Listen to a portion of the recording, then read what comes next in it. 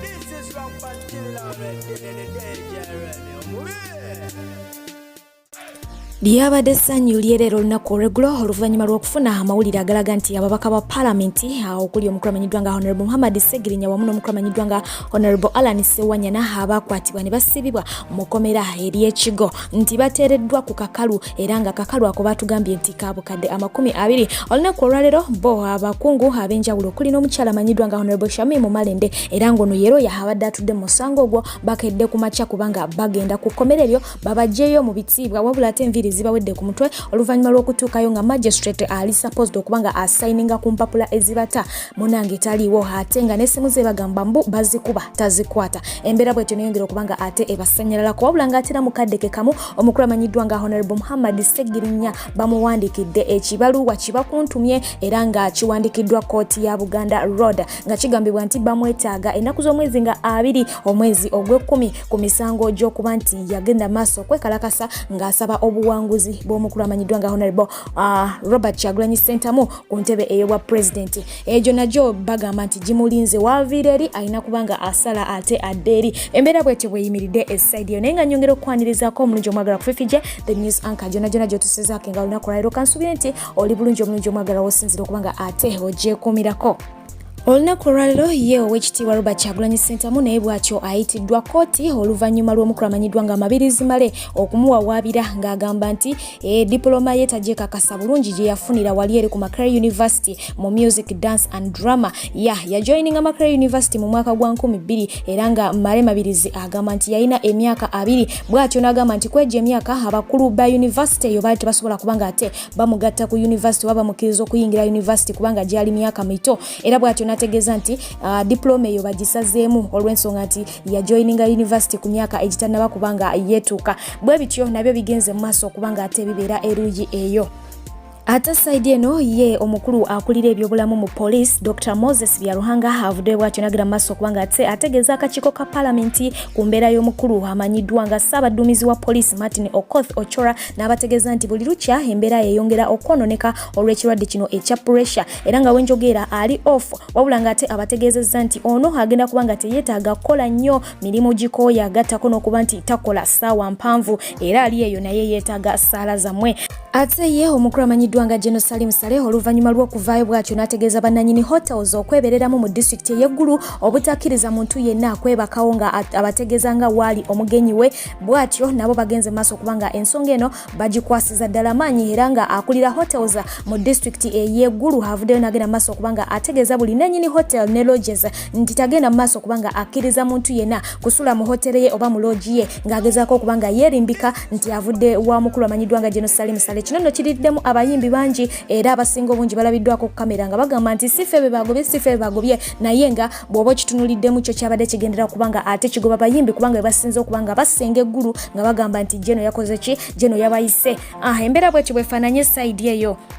Ate yo mukongo eyatta munnamawulire ng'avuga emmotoka etaliiko number plate ku speed eyayiriire bw'atyo yasimbibwa mu mbuga z'amateeka era nga wenjogera gumusse mu vvi ate nga teyeeganye emisango gye bwe batyo ne bagenda maaso okubanga bamusalira omusango gwa kumusiba mu kkomera okumala omwaka mulamba. So ng'ate okudde no mu ggwanga erya South Sudan pulezidenti w'abamanyiddwa nga Salva Kiir avuddeyo bw'atyo n'agenda maaso okubanga ate abategeeza nti si wakuvuganya mu kalulu ka mwaka gwa 2023 bw'atyo n'abeera nga abategeeza nti wakulekera abalala nabo babeere nga beesimbawo wabula ate bannansi bagamba nti ono yandibanga agenda kuleeta mutabani we yaba amuddira mu bigere weewaawo nga ye talambise ani agenda kubanga amuddira mu bigere. Ate yo mukulu amanyiddwa nga Dr. Dennis K. Mujimba wabadde ayogerako eri abantu ng'asinziira waliri ku NBS television agenze mu maaso okubanga ate ategeeza abazadde nti abaana baabwe si baakuddizibwa mu bibiina oyo yenna abadde asoma P1 wakugenda mu P2 n'abadde mu P2 wakugenda mu P3 n'abadde mu nursery wakubanga ate ajoininga P1 as long as aweza emyaka 6 mbufunza abadde mu top tajja kubanga ate addayo olw'ensonga nti abaana tebasomye kale bagenda kubanga bakola ki bababuusa ebibiina singa okusoma kuba koze ki kuba kutandise. Saidi eno waliwo omukyala amanyiddwa nga Honorable Aida Nantaba ffenna gwe tumanyi obulungi woman MP wa Kayunga district ono agenda maaso kubanga ate akyasikira ddala omuguwa n'omukulu amanyiddwa nga Honorable Moses Balyeku wabula nga ate tukimanyi bulungi nnyo nti ababiri bano baali bakolaganyeko era baali babaddeko n'omukwano ogw'omuggundu naye gwaggwawo emyaka 15 emabega weewaawo nga bonna bali mu kibiina kiyo kimu ekya NRM ate nga bagenda mu maaso kubanga bafuga abantu be bamu ab'e Kayunga district. Omukyala amanyiddwa nga Honorable Nabbanja yagenze maaso kubanga ate abayita asobola okulaba nga ababiri bano bakola ki batabagana basobola okugyawo obutabanguko obuli wakati waabwe. Kigambibwa nti omukyala Honorable Aida Nataba yatuuseewo bulungi nnyo ku office y'omukyala Robina Nabbanja naye olwalabye omukulu amanyiddwa nga Moses Balyeku ng'atuuka mu kifo ekyo n'asimbulirawo n'avaawo era nga meeting teyasobodde kubanga agituulamu. Kinajjukira nti mu mwaka gwa 2013 omukyala ono yakola ekintu kyekimu ng'omukulu Yoweri Kaguta Museveni abayise wali eri mu State House agende maaso kubanga ate abatabaganya era bagamba nti meeting eyo teyasobola kubanga ate agituulamu. Nataba agamba nti ensonga emukyayisa Moses Balyeku sindala yeyokuba nti bafutyanka ettaka ly'abantu babuzaabuza abantu ku ttaka so nga ate nabo balina bye bamuvunaana bagamba nti ayina ssente zeyakola ki zeyagenda mu maaso okubanga ate naye abuzaabuza. Okitegeera ssente zaali supposed kubanga ate zikola birala ate ye n'azitwala mu birala bwe batyo bakyagenda ddala mu maaso okubanga beewalana eside eyo. Mukadeke kamu waliwo screenshots zigenda maaso kubanga ate zitambula naye nga mu screenshots ezo ziraga nti waliwo emboozi eyakafuba yabadde maaso wakati w'omukulu amanyiddwa nga Honorable Jerry Ssenyonya wamu n'omukulu amanyiddwa nga David Louis Rubongo yange oyo ye Secretary General w'ekibiina kya NUP era nga mu mboozi eyo bakulaga mbu babadde bageyo omukulu amanyiddwa nga Robert Kyagulanyi Ssentamu era nga mu mboozi eyo yennyini bakulaga nti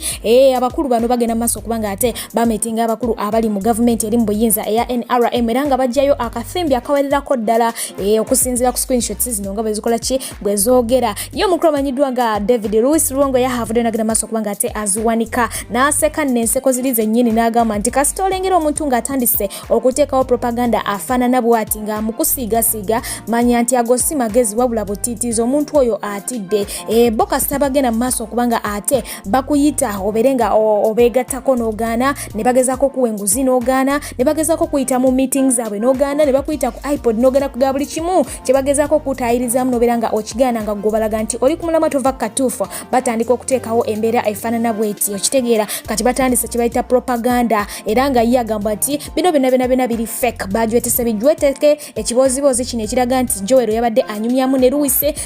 tekiriyo si kyaddala era awo yamaliriza wansi awo ng'abagamba nti omuntu gwe bawadde omulimu guno abawa amagezi tebakola ki tebamusasula olw'ensonga nti ensonga eno ba akazannyo kano yakazanyisizza buto teyakakutte mu ngeri ya kivunaanyizibwa okitegeera bwatyo nagenda mu maaso okubanga ate abategeeza nti ne profile pictures zennyini ze bakozesezza mu gundi eno mu chat eno